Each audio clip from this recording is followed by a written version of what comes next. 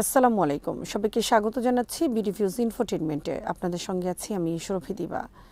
ইরানের দক্ষিণাঞ্চলে যুক্তরাষ্ট্রের আকস্মিক সামরিক হামলার জবাবে বাহরাইন ও কুয়েতে অবস্থিত ৮৫টি মার্কিন সামরিক লক্ষ্যবস্তুতে হামলা চালানোর দাবি করেছে ইরানের ইসলামী বিপ্লবী গার্ড বাহিনী আইআরজিসি।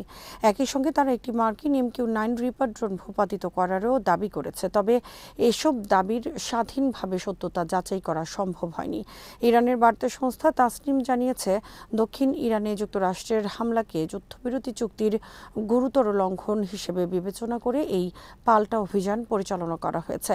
আইআরজিসির দাবি অনুযায়ী বাহরাইনের সালমান বন্দর এলাকায় মার্কিন পঞ্চম নৌবহরের স্থাপনা এবং কুয়েতের আলী আল সালেম বিমান ঘাঁটি সহ একাধিক গুরুত্বপূর্ণ সামরিক অবকাঠামো লক্ষ্য করে ক্ষেপণাস্ত্র ও ড্রোন হামলা চালানো হয়েছে। পাশাপাশি খরমুজ এলাকার আকাশে একটি মার্কিন MQ-9 রিপার ড্রোন ইরানের আকাশ প্রতিরক্ষা ব্যবস্থার মাধ্যমে ভূপাতিত করা হয়েছে বলেও জানানো হয়েছে। তবে যুক্তরাষ্ট্রের পক্ষ থেকে এসব দাবির বিষয়ে তাৎক্ষণিক কোনো আনুষ্ঠানিক মন্তব্য করা হয়নি। পাল্টা হামলার আগে ইরানের সশস্ত্র বাহিনীর যৌথ কমান্ডের সদর দপ্তর খাতাম আল আম্বিয়া সেন্ট্রাল হেডকোয়ার্টার্স এক বিবৃতিতে দক্ষিণ ইরানে যুক্তরাষ্ট্রের হামলার তীব্র নিন্দা জানায়। বিবৃতিতে বলা হয়, যুক্তরাষ্ট্র প্রকাশ্য আগ্রাসনের মাধ্যমে ইরানের সার্বভৌমত্ব লঙ্ঘন করেছে এবং এ ধরনের হামলার যথাযথ জবাব দেওয়া হবে। ইরানের সামরিক কর্তৃপক্ষ আরও জানায়, দেশের নিরাপত্তা ও আঞ্চলিক স্থিতিশীলতা রক্ষায় তারা সব ধরনের প্রতিরোধমূলক ব্যবস্থা গ্রহণে প্রস্তুত রয়েছে। বিশেষ করে হরমুজ প্রণালীর নিরাপত্তা ও ব্যবস্থাপনায় কোনো বহিরাগত হস্তক্ষেপ মেনে নেওয়া হবে না বলেও স্পষ্ট জানিয়ে দেওয়া হয়।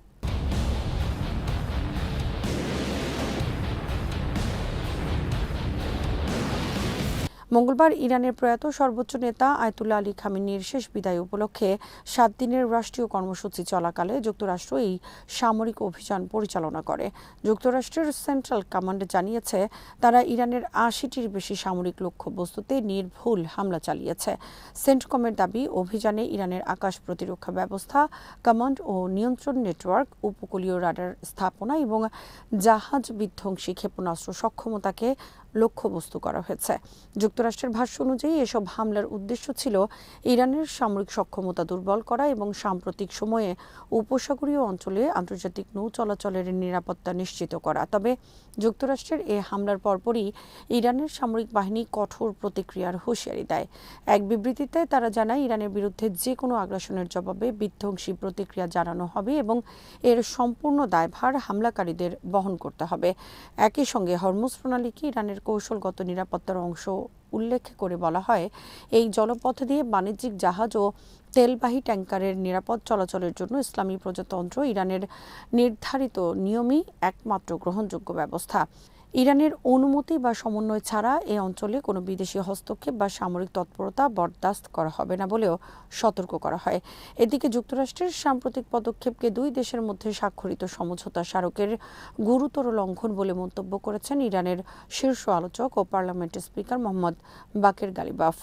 সামাজিক যোগাযোগ মাধ্যম এক্সে এক পোস্টে তিনি বলেন, হরমুজ প্রণালীতে ইরানের গৃহীত ব্যবস্থার বিরোধিতা, বারবার সামরিক হামলার হুমকি, ইরানের তেল খাতের উপর নতুন করে নিষেধাজ্ঞা আরোপ, দক্ষিণ ইরানের সামরিক হামলা এবং লেবাননে ইসরায়েলের চলমান সামরিক অভিযানকে সমর্থন, এসবই দ্বিপক্ষীয় সমঝোতার সুস্পষ্ট লঙ্ঘন।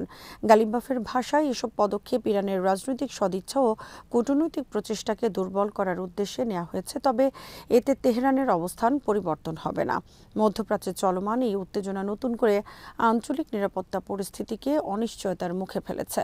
হরমুজ প্রণালী বিশ্ব জ্বালানি সরবরাহের অন্যতম গুরুত্বপূর্ণ রুট হওয়ায় সেখানে সামরিক সংঘাতের আশঙ্কা আন্তর্জাতিক বাজারেও প্রভাব ফেলতে পারে বলে বিশ্লেষকদের ধারণা। একই সঙ্গে ইরান ও যুক্তরাষ্ট্রের পাল্টাপাল্টি সামরিক পদক্ষেপ পরিস্থিতিকে আরও জটিল করে তুলছে এবং বৃহত্তর আঞ্চলিক সংঘাতের আশঙ্কাও বাড়িয়ে দিচ্ছে। আজ এখানেই শেষ করছি। সমরাস্ত্র প্রতিরক্ষা ও কূটনীতির নানা তথ্য জানতে চোখ রাখুন বিডিভিউজ ইনফোটেইনমেন্টে। চ্যানেলটি ভালো লাগলে সাবস্ক্রাইব করুন, সংযুক্ত থাকুন আমাদের ফেসবুক পেজে। আল্লাহ হাফেজ।